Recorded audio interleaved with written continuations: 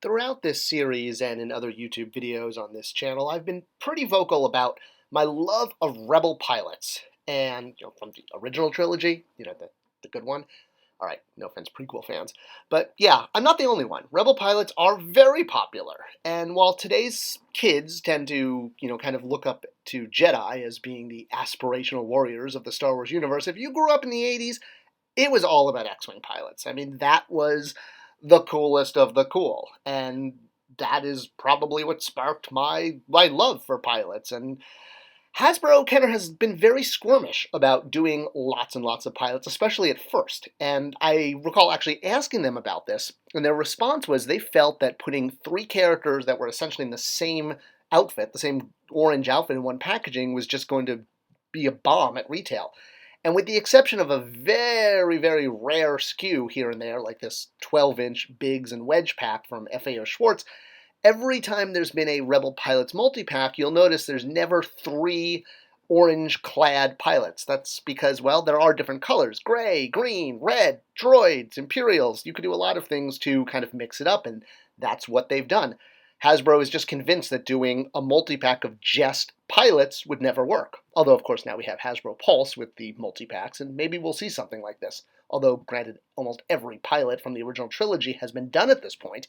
And it all started here with the cinema scene from Power of the Force 2, where we got count them, three original characters that more or less hadn't been done before.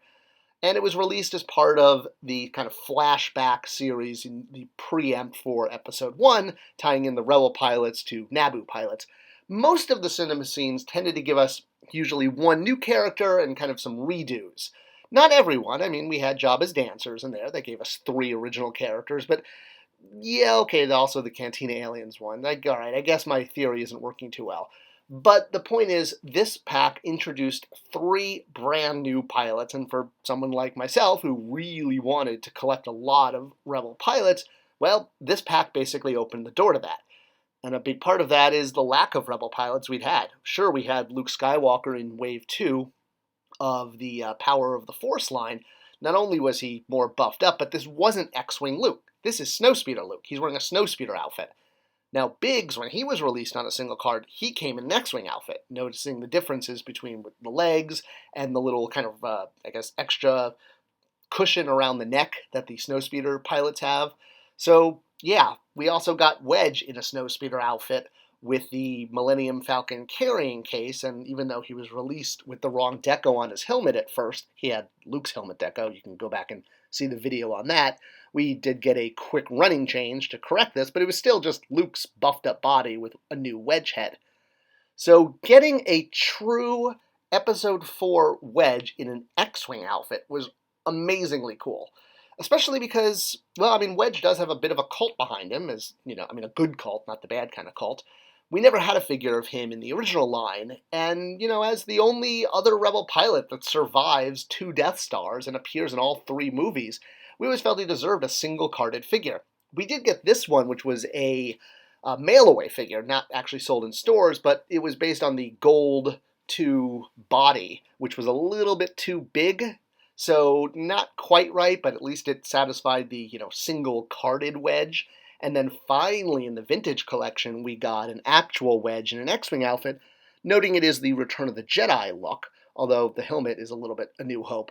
But yeah, we still haven't gotten a New Hope Wedge on a single card that's on the right body type. All right, so at least we had a Wedge, and that was great. But who are these other 2 pilots that are hanging out with him? Now's where we get kind of really confusing.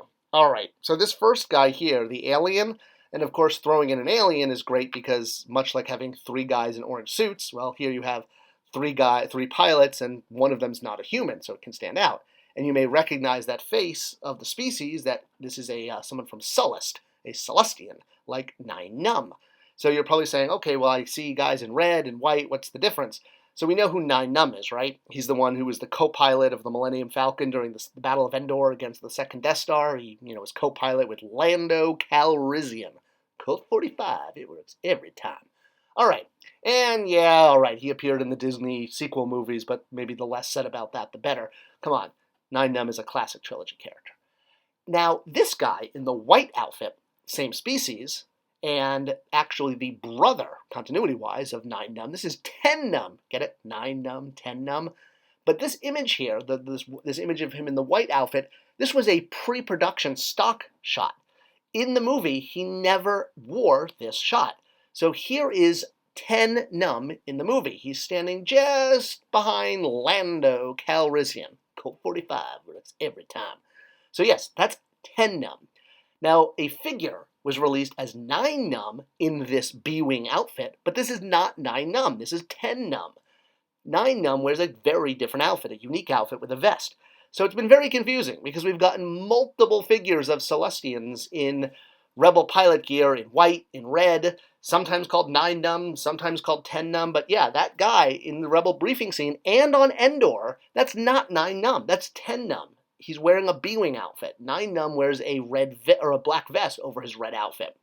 So he's absolutely in the movie. He's a background character, oddly, who gets quite a bit of screen time, especially when he's shown in the Battle of Endor, and I think we all assume that's 9 Num since he flew with Lando. We did get an official second release of 10 Num in this Evolutions pack, again breaking up all the orange with one white. But yeah, it's confusing. That guy on the far left is called 10 Num, the guy on the far right is 9 Num, but they're both 10 Num. The white version is the concept off-camera version, and the red version is what was in the movie. So here in this pack, we get Wedge, and we get 10 Num in his off-camera pre-production white suit that never made it into the film. Hey, it breaks up the pack and it prevents from having too many of the same guy. What about this one here? This guy in, actually, girl. This was actually a woman playing an A-Wing pilot who was then dubbed over in post. It's a man, baby! All right, so who is this pilot, and why in the pack is the pilot wearing red when in the movie this character, where Arnold Cyril wears green? Well, in the vintage line, we had the red B-Wing pilot, and we had the green A-Wing pilot. And part of what Hasbro was doing here was trying to sort of recreate these figures from the vintage line. And the green version also appeared on the Droids cartoon. So, yeah, green, red, they all have lots of colors. But we already had a green one in the modern line. The A-Wing came with the pilot, the generic pilot, not named, as a pack-in figure. It was one of the first outside of the Scout Troopers that came with a vehicle. I guess also the Swoop if you're going Shadows of the Empire. All right, so we had our green one already, but we never had a red one, so it made sense to do the red one. Well, in the movie, this character, Cyril, is the one who crashes into the Executor's bridge and helps to bring it down. So, yeah, an A-Wing pilot and wearing green. Now, we did finally get a correct version of this character. So this is Cyril, I'm probably butchering his name, but yeah, the guy who's in the red outfit with an Asian face, if you will, or an Asian head, is not this guy. This guy is Cyril,